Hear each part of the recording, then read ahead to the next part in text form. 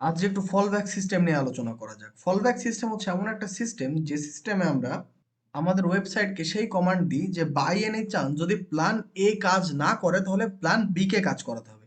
এর সব থেকে সিম্পল বোঝানোর রাস্তা হচ্ছে ফন্ট ফ্যামিলি দিয়ে। তো এখানে আমাদের একটা ফন্ট ফ্যামিলি আছে যার মধ্যে আমাদের চারটে ফন্টটা আছে। একটা হচ্ছে Franklin, Gothic, medium, Arial, narrow, Arial আর স্যান্স সার্ফ, যাই নাম হোক আমি জানি না।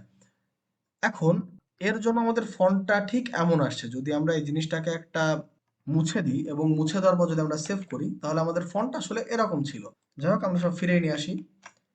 এবার বাই এনি চান্স আমাদের প্রথমটা কাজ করলো না, দেখা গেল প্রথমটা আমাদের টোটালি নেই। তো সেক্ষেত্রে কি হবে, আমাদের এরিয়াল ন্যারো কাজ করতে শুরু করবে। তাই আমরা যদি এটাকে সেভ করি আমরা দেখতে পাচ্ছি আমাদের চেঞ্জ হয়ে একরকম চলে আসছে। আবার এরিয়াল ন্যারো যদি আমাদের না থাকে সেক্ষেত্রে কে শুধু এরিয়াল কাজ করবে, এবং এরিয়ালও যদি না থাকে তাহলে সেক্ষেত্রে আমাদের শুধুমাত্র স্যান্স সার্ভ কাজ করবে। আর এটাই ছিল fall back system, and that's it.